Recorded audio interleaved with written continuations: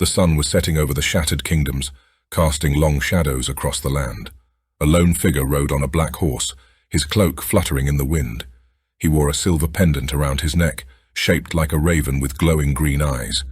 It was the symbol of Zuvana, the goddess of darkness, mystery and danger. He was a cleric of Zuvana, one of her chosen ones. He had devoted his life to serving her, exploring the unknown and facing his fears. He had seen many wonders and horrors in his travels, and he had learned many secrets and mysteries. He had also made many enemies, for Zuvana was not a popular deity among the other gods or their followers. He was on a mission from his goddess, a quest to find a hidden temple in the mountains. There, he hoped to find a relic of great power and importance, a relic that Zuvana herself had entrusted to her faithful long ago. He did not know what it was or what it did, but he trusted his goddess and her will. He had been following a trail of clues and hints for weeks, avoiding or fighting off bandits, monsters, and rival clerics along the way. He had finally reached the last clue, a stone marker carved with ancient runes. He dismounted from his horse and examined the marker carefully. He recognized the runes as an old form of writing used by the first followers of Zuvana. He read them aloud, translating them in his mind. "Follow the raven's eye to the raven's nest. There you will find what you seek." He looked up and saw a raven perched on a nearby tree branch. It stared at him with its green eyes, then flew away towards the mountains. He smiled and mounted his horse again. He followed the raven, trusting it to lead him to his destination. He rode for hours, climbing higher and higher into the mountains. The air grew colder and thinner, and the terrain became more rugged and treacherous. He saw no signs of life, only rocks and snow. The raven flew ahead of him, always in sight, but never too close.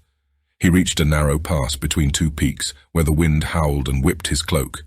He saw the raven land on a ledge above him, then caw loudly. He looked up and saw a dark opening in the rock wall, barely visible in the fading light. It was the entrance to the temple. He urged his horse forward, but it refused to go any further. It snorted and stamped its hooves nervously. He sensed its fear and decided to leave it behind. He dismounted and tied it to a nearby rock. He took his backpack and his mace from his saddlebags and slung them over his shoulders. He then climbed up to the ledge where the raven waited for him. He approached the opening cautiously, feeling a surge of excitement and dread. He did not know what awaited him inside, but he was ready to face it. He whispered a prayer to Zuvana, asking for her guidance and protection. "Zuvana, mistress of darkness, mother of mystery, queen of danger. I am your servant, your champion, your child. I have followed your path faithfully and fearlessly. I have come to this place to fulfill your quest. Grant me your blessing and your power. Show me your secrets and your glory." He entered the temple and was immediately greeted by a blast of cold air. He shivered and wrapped his cloak tighter around him. He looked around and saw a long corridor, dimly lit by torches on the walls. The corridor was lined with statues of ravens, each one holding a different object in its beak. He recognized some of them as symbols of Zuvana's domains: a dagger, a key, a book, a mask, a skull. He walked along the corridor, admiring the statues and wondering what they meant. He felt a sense of awe and reverence, mixed with curiosity and anticipation. He knew he was close to his goal, but he also knew there would be challenges and dangers ahead. He was not afraid, though. He had faced many perils in his life, and he had always overcome them with Zuvana's help. He reached the end of the corridor and found a large iron door, barred by a heavy chain and a padlock. He examined the door and saw that it had no handle or keyhole. Instead, it had a riddle engraved on it: "What is dark but not evil, hidden but not lost, feared but not hated?" He smiled and chuckled softly. He loved riddles, and he was good at solving them. He had learned many from Zuvana herself, who often spoke in riddles and parables. He thought for a moment, then spoke the answer aloud. "Zuvana." As soon as he said the name, the chain and the padlock fell to the ground with a loud clang. The door swung open slowly, revealing a dark chamber beyond. He pushed the door further and stepped inside. The chamber was circular and spacious, with a high ceiling and a mosaic floor. In the center of the chamber stood an altar made of black marble, on which rested a metal chest. The chest was covered with intricate carvings of ravens and runes. It radiated a faint glow that illuminated the chamber. He approached the altar cautiously, feeling a surge of excitement and dread. He reached out his hand to touch the chest, but stopped when he heard a voice behind him. "Who are you, and what are you doing here?" He turned around and saw a man standing at the doorway. The man wore a black robe with a hood that hid his face. He held a staff in his hand, topped with a raven's skull. "I am Zylor, cleric of Zuvana," he said calmly. "I am here to claim the relic that my goddess has entrusted to me." The man laughed mockingly.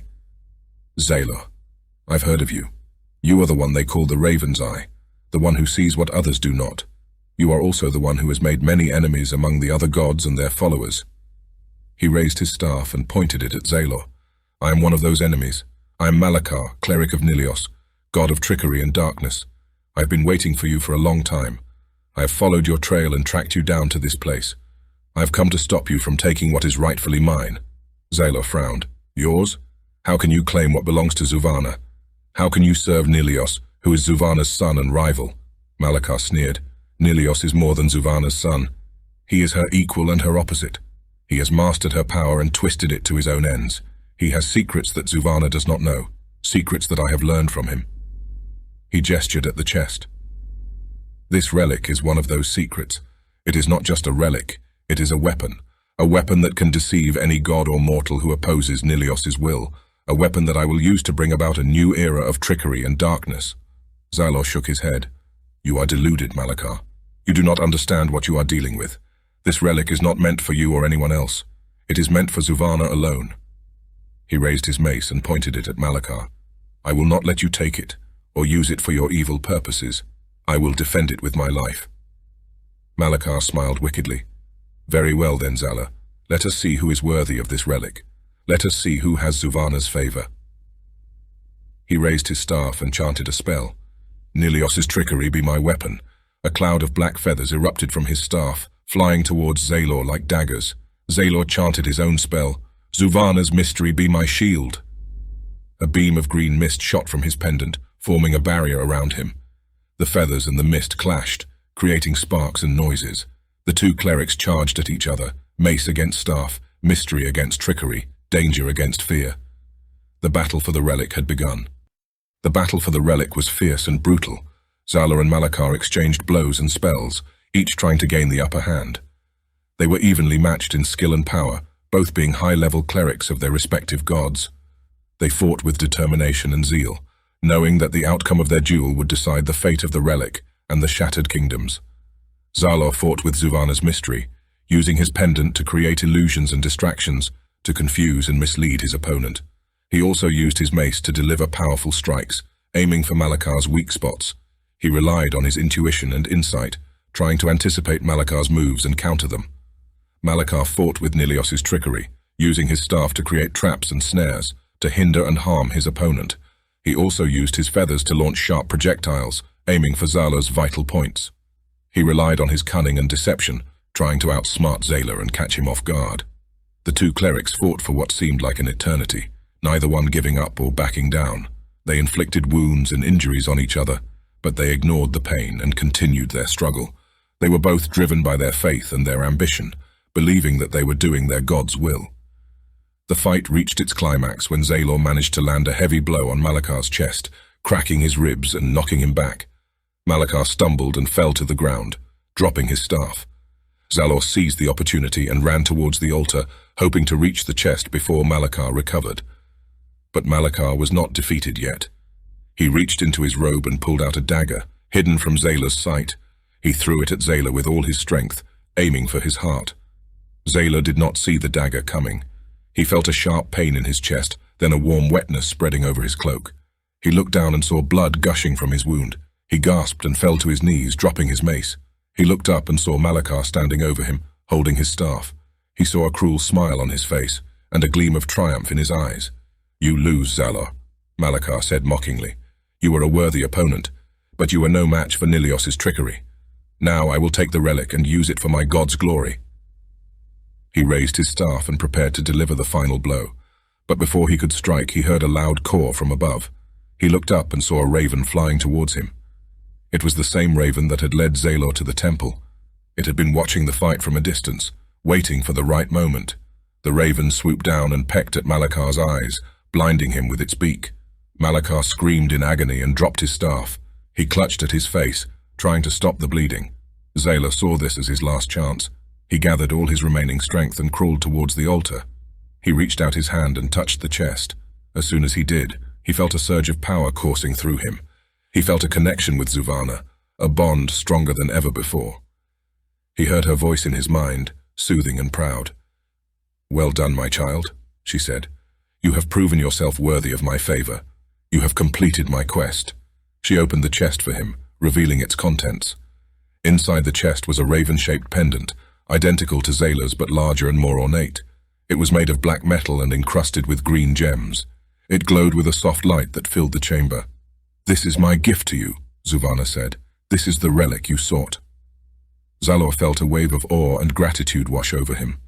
"What is it?" he asked. "It is a symbol of your devotion and your achievement," Zuvana said. "It is a source of your power and your protection." She lifted the pendant from the chest and placed it around Zalor's neck. "It is your new pendant," she said. Zalor felt a warmth spread from the pendant to his wound, healing it instantly. He felt a new vitality fill his body, restoring his energy and vigor. He stood up and looked at himself in wonder. He felt different. He felt stronger. He felt like a new man. He looked at Malakar, who was still writhing on the floor in pain. He felt pity for him. He walked over to him and picked up his staff. He looked at him with compassion and said, "You lose, Malakar. You were a worthy opponent, but you were no match for Zuvana's mystery. Now I will spare your life and let you go. But you must promise me one thing." Malakar looked at him with fear and hatred. "What?" he croaked. "You must promise me that you will never serve Nilios again," Zalor said. "You must promise me that you will renounce his trickery and embrace Zuvana's mystery." Malakar hesitated, then nodded weakly. "I promise," he said. Zalor smiled and handed him his staff. "Good," he said. "Now go, and do not return." He watched as Malakar limped out of the temple, guided by his staff.